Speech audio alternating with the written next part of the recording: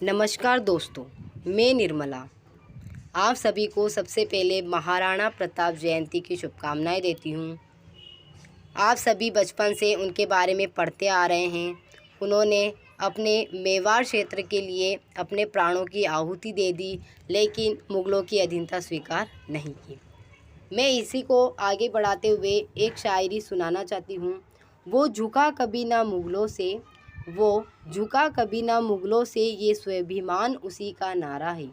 वो झुका कभी ना मुग़लों से, ये स्वाभिमान उसी का नारा है। ऐसे वीर के चरणों में शत शत नमन हमारा है। इसी को आगे देखते हुए आज का जो पहला प्रश्न है वो है, महाराणा प्रताप का जन्म कब हुआ था? 29 मई 1540, 15 मई 1542, 9 मई 1540 या 11 मई 1540। तो जो महाराणा प्रताप का जन्म है वो हुआ था 9 मई 1540 को। अब 9 मई 1540 को हुआ, कहाँ हुआ ये भी पता होना चाहिए। तो उनका जन्म हुआ था कुंभलगढ़ दुर्ग में। कहाँ पर? कुंभलगढ़ दुर्ग में। वहाँ कटारगढ़ दुर्ग, कितना इम्पोर्टेंट क्वेश्चन है। कुंभलगढ़ दुर्ग के कटारगढ़ दुर्ग के अंदर बादल महल में प्रताप का जन्म हुआ था। अब क्वेश्चन बहुत ही तरीके से आ सकते हैं। कब हुआ? 9 मई को हुआ। सन पूछे 1540। कहाँ हुआ? कुंभलगढ़ दुर्ग, उसके अंदर कटारगढ़ और फिर बादल महल में हुआ था। अगला प्रश्न देखिए, महाराणा प्रताप के बचपन का नाम क्या था? या महाराणा प्रताप के का बचपन में किस नाम से बचपन में किस नाम से जाना जाता था? कीका, गज केसरी, नलियाकती या राणा? तो महाराणा प्रताप को किस नाम से जाना जाता था? कीका नाम से। किस नाम से? कीका नाम से। अगला प्रश्न देखिए, चेतक घोड़ा, जो चेतक घोड़ा था प्रताप का, की छतरी कहाँ स्थित है? उदयपुर, जयपुर, कोटा, जोधपुर? तो जो चेतक घोड़ा है उसकी छतरी कहाँ पर थी? उदयपुर में। उदयपुर ये जिला है, लेकिन उदयपुर में भी कहाँ थी? तो कहाँ पर थी? बलीचा गांव में। कहाँ पर थी? बलीचा गांव, उदयपुर में। ओके, आगे प्रश्न देखिए 4, महाराणा प्रताप की छतरी कहाँ पर बनी हुई है? बारडोली उदयपुर, जयपुर, भरतपुर, अलवर? तो जो महाराणा प्रताप की छतरी है वो बारडोली उदयपुर में बनी हुई है। कितने खंभों की है? तो वो कितने खंभों की है? 8 खंभों की छतरी है। अब आप ये याद रखना, चेतक और महाराणा प्रताप की छतरी दोनों ही ब से स्टार्ट हो रही है, तो इसलिए आप कंफ्यूज ना होइए। चेतक का है बलीचा गांव और महाराणा प्रताप का है बारडोली गांव। आगे देखिए प्रश्न नंबर 5, निम्न में से महाराणा प्रताप के उपनाम है। महाराणा प्रताप के क्या क्या उपनाम थे? नलियाकती, गज केसरी, पाथर या उपयुक्त सभी? तो महाराणा प्रताप के कह सकते हैं उपनाम में नलियाकती, गज केसरी और पाथल। तो आंसर हो जाएगा ये उपयुक्त सभी थे। अब ये किस किस ने कहा है? तो नलियाकती कहा है अबुल फजल ने। किसने कहा है? अबुल फजल ने। गज केसरी किसने कहा है? तो टॉड ने। किसने कहा है? टॉड ने। और पाथल जो है इसको साहित्य में कहा गया है, साहित्य में कहा गया है। ओके, अब आप देखिए इन एक क्वेश्चन में आपके 3 क्वेश्चन क्लियर हो गए। आगे देखिए, हल्दी घाटी का युद्ध कब हुआ? 1576, 1572, 1518 या 1573? जो हल्दी घाटी का युद्ध हुआ है वो हुआ है 1576 में। किस दिन हुआ? तो ये हुआ था 18 जून, जो कि ऑथेंटिक मानी जाती है 18 जून। बाकी बहुत सारे विद्वानों ने 21 जून भी माना है, लेकिन इसको 18 जून ऑथेंटिक माना गया है। आगे देखिए, प्रताप की सेनी में हाथी था? गजमुक्ता, मर्दाना, राम प्रसाद या गजराज? तो जो प्रताप की सेना में हाथी था वो था राम प्रसाद। कौन था? राम प्रसाद। अब ये वही राम प्रसाद है जिसको मुगलों ने अपने अधीन करके इसका नाम क्या रख दिया था? पीर प्रसाद। क्या रख दिया था? पीर प्रसाद। ओके, अब महाराणा प्रताप के हाथी में एक था राम प्रसाद और एक और कह सकते हैं हाथी था, उसका नाम था लूणा। क्या नाम था? लूणा। तो आपको ये दोनों हाथी के नाम याद होने चाहिए।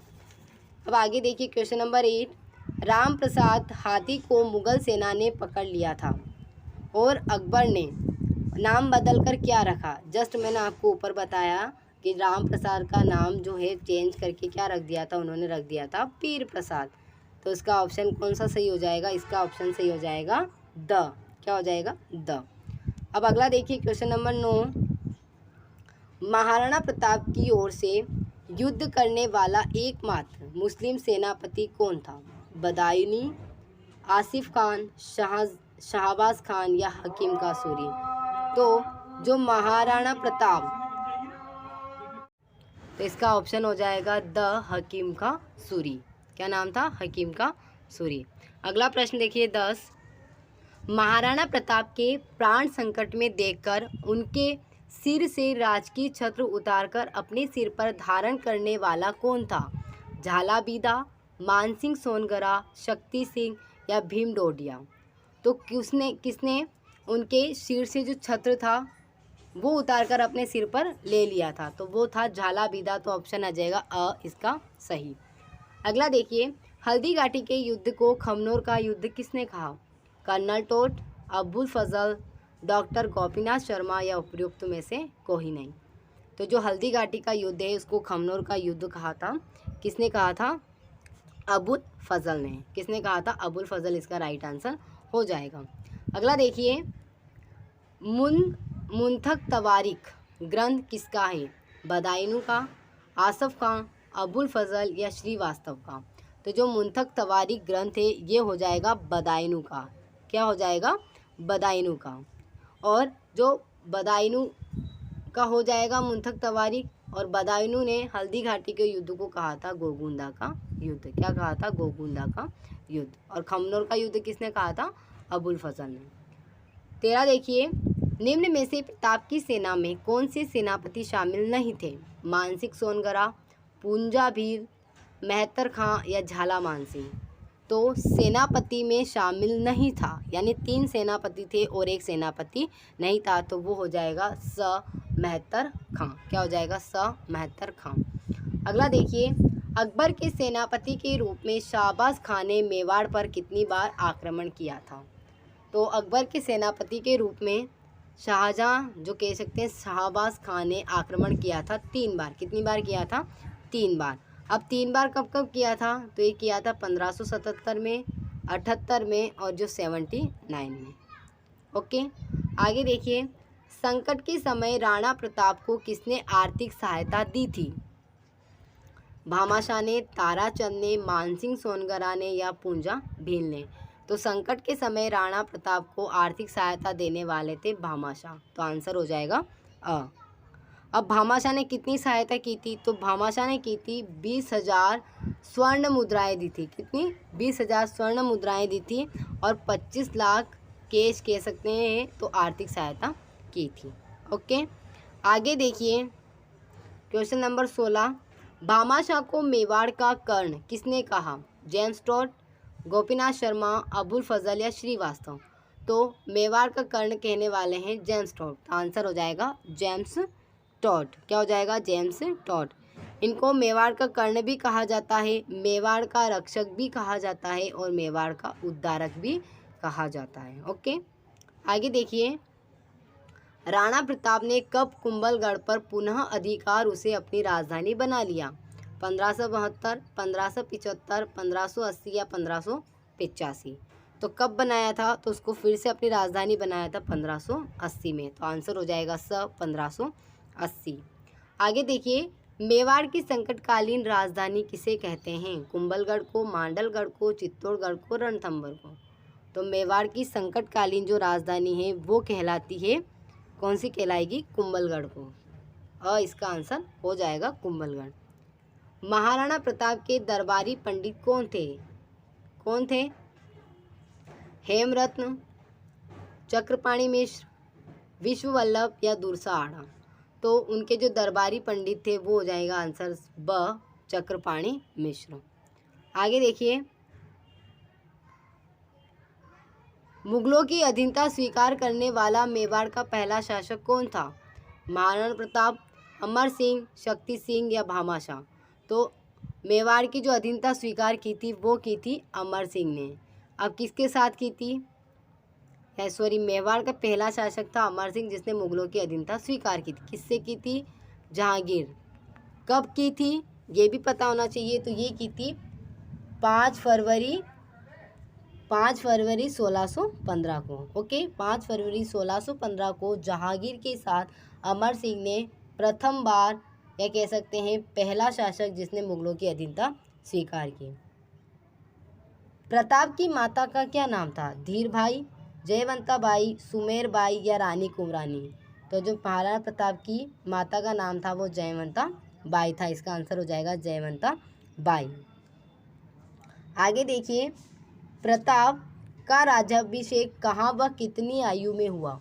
गोगुंदा में 33 आयु, कुंभलगढ़ में 29 आयु, गोगुंदा में 32 आयु या कुंभलगढ़ में 39 आयु?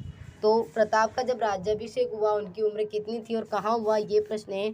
तो उनकी उम्र थी 32 वर्ष और हुआ था गोगुंदा में। तो इसका आंसर हो जाएगा गोगुंदा 32 वर्ष। आगे देखिए, जगमाल नाराज होकर जगमाल नाराज होकर अकबर की शरण में गया तो कौन सी जागीर दी गई? कौन सी जागीर दी गई? जहाजपुर व कुंभलगढ़, जहाजपुर व आंधी, आंधी व कुंभलगढ़ या उपयुक्त सभी? तो कौन सी जागीर दी गई थी उनको? उनको दी गई थी जहाजपुर और आंधी। कौन सी? जहाजपुर और आंधी, 2 जागीरें उनको दी गई थी। आगे देखिए, जगमाल की मृत्यु कब व कहाँ हुई? तो जगमाल की मृत्यु कब और कहाँ हुई? 1584 दत्तानी, 1585 दत्तानी के युद्ध में, 1583 दत्तानी के युद्ध में, 1586 दत्तानी के युद्ध में। तो जगमाल की मृत्यु होती है, कब होती है? 1583 में दत्तानी के युद्ध में। तो इसका ऑप्शन हो जाएगा 1583 दत्तानी के युद्ध में। प्रताप ने सिंहासन पर कितने वर्षों तक शासन किया? 26 वर्ष, 27 वर्ष, 28 वर्ष या 25 वर्षों तक? तो प्रताप ने सिंहासन पर कह सकते हैं शासन किया था 25 वर्षों तक। कब किया था? 25 वर्षों तक, 1572 से 97 तक। ओके, ये 25 वर्षों तक महाराणा प्रताप ने मेवाड़ पर शासन किया। अगला देखिए, अकबर ने महाराणा प्रताप के पास कितने शिष्टमंडल वार्ता हेतु भेजे? 1, 2, 3, 4? तो कितने भेजे थे? तो वो भेजे थे 4। कितने भेजे थे? 4। तो इसका आंसर हो जाएगा 4। अब कौन कौन से भेजे थे? तो वो भेजे थे जमभट्ट, जलाल खां, मानसिंह, भगवान दास और टोडरमल। ओके, आगे देखिए, मानसिंह के पास जो हाथी था उसका नाम है, क्या नाम था? मर्दाना, पीर प्रसाद, राम प्रसाद या गजराज? तो जो मानसिंह के पास हाथी था उस हाथी का नाम था मर्दाना। क्या नाम था? मर्दाना। और बाकी हाथी भी थे उसके पास, तो उनका नाम क्या हो जाएगा? रणमदार। एक और हाथी था उसका नाम था रणमदार। आगे देखिए, प्रश्न नंबर 28, प्रताप को जब मुगल सेना से गिर जाने पर मेवाड़ का मुकुट पहना, या कह सकते हैं प्रताप का जब मुगल सेना से गिर जाने के बाद मेवाड़ का मुकुट किसने पहना था? झाला मानसिंह ने, झाला करण सिंह ने, झाला रूप सिंह ने या फिर झाला बीदा ने?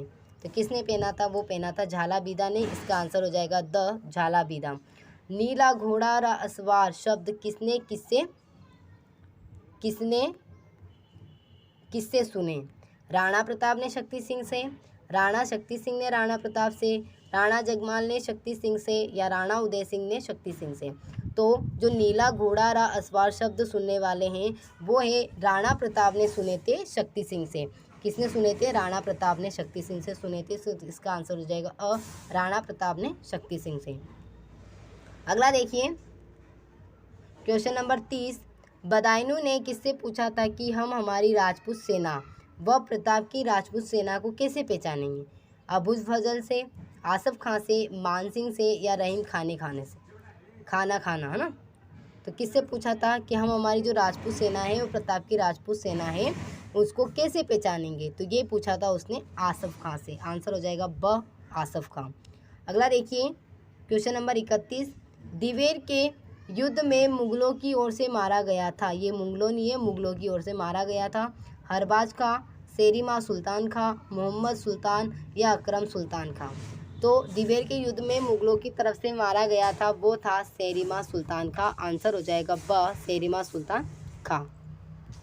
आगे देखिए, महाराणा प्रताप को कहा जाता था मेवाड़ केसरी, सूरज केसरी, राय केसरी या राज केसरी। तो महाराणा प्रताप को क्या कहा जाता था? तो महाराणा प्रताप को कहा जाता था मेवाड़ केसरी। क्या कहा जाता? मेवाड़ केसरी। आंसर हो जाएगा अ। आगे देखिए 32, महाराणा प्रताप को कहा जाता था मेवात केसरी, हिंदुआ सूरज, राय केसरी या राज केसरी। तो इसका आंसर हो जाएगा हिंदुआ सूरज, यानी कि महाराणा प्रताप को हिंदुआ सूरज कहा जाता था। यानी महाराणा प्रताप को दो नाम दिए गए, एक तो मेवाड़ केसरी हो जाएगा और एक हो जाएगा हिंदुआ सूरज।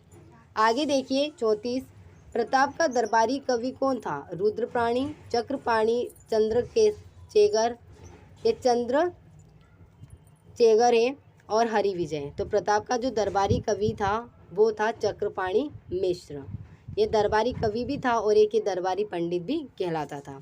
आगे देखिए क्वेश्चन नंबर 35, कर्नल टोड के अनुसार मानसिंह व प्रताप की वार्तालाप कहाँ हुई थी? चित्तौड़ के किले में, कुंभलगढ़ में, उदय सागर झील के किनारे, सज्जनगढ़ अभ्यारण्य में। तो कर्नल टोड के अनुसार मानसिंह और प्रताप की जो वार्तालाप हुई थी वो हुई थी उदय सागर झील के किनारे। आंसर हो जाएगा स। आगे देखिए, बदायूं में हल्दी घाटी को युद्ध को किसकी संज्ञा दी है? खमनोर का युद्ध, मेवात का युद्ध, खमनोर का युद्ध, मेवाड़ का युद्ध, मेवाड़ का मैराथन या गोगुंदा का युद्ध। ये यहाँ पर युद्ध है। तो बदायूं में हल्दी घाटी के युद्ध को, ये बदायूनी है के युद्ध को किस संज्ञा दी या किस संज्ञा से उसने नवाजा? तो इसका आंसर हो जाएगा, क्या हो जाएगा? गोगुंदा का युद्ध। और खमनोर का युद्ध कहा था अबुल फजल ने। कर्नल टोड ने हल्दी घाटी के युद्ध को किस नाम से संज्ञा दी या किसकी संज्ञा दी? गोगुंदा का युद्ध, मेवाड़ का थर्मोपली, मेवाड़ का मैराथन या उपयुक्त में से कोई नहीं। तो कर्नल टोड ने हल्दी घाटी के युद्ध को संज्ञा दी थी मेवाड़ का थर्मोपली। इसका आंसर हो जाएगा ब। और मेवाड़ का मैराथन इसने कहा था दिवेर के युद्ध को। किसको कहा था? दिवेर के युद्ध को। आगे देखिए, कर्नल टोड ने दिवेर के युद्ध को किसकी संज्ञा दी? ये किसकी संज्ञा है ना, संज्ञा दी। तो इसका आंसर क्या हो जाएगा? मेवाड़ का मैराथन। आगे देखिए, अबुल फजल ने हल्दी घाटी के युद्ध को क्या संज्ञा दी? जस्ट मैंने अभी बताया था क्या संज्ञा दी थी। इसका आंसर हो जाएगा स, खमनोर का युद्ध। आगे देखिए, महाराणा प्रताप की मृत्यु कब हुई? 13 जनवरी 1597, 13 जनवरी 1598, 19 जनवरी 1597 या फिर उपरोक्त में से कोई नहीं। तो इसका आंसर क्या हो जाएगा? इसका आंसर हो जाएगा 19 जनवरी 1597, यानी आंसर हो जाएगा स। आगे देखिए, अकबर के द्वारा महाराणा प्रताप के पास भेजे गए 4 शिष्टमंडल, उनका क्रम क्या है? या दूत मंडल भी कह सकते हैं। उनका क्रम बताना है। तो मैंने आपको जस्ट अभी ऊपर क्रम बताया था। अच्छी ट्री के जम भट्ट, क्या हो जाएगा? जम भट्ट। ज से जलाल खां, म से मान सिंह, भ से भगवान दास और ट से टोडरमल। तो जलाल खां, मान सिंह, भगवान दास और टोडरमल। तो इसका आंसर हो जाएगा ब। क्या हो जाएगा? ब। आई होप आपको ये क्वेश्चन अच्छे लगे होंगे, बहुत ही हेल्पफुल है, इन्हें करिए। Thank you.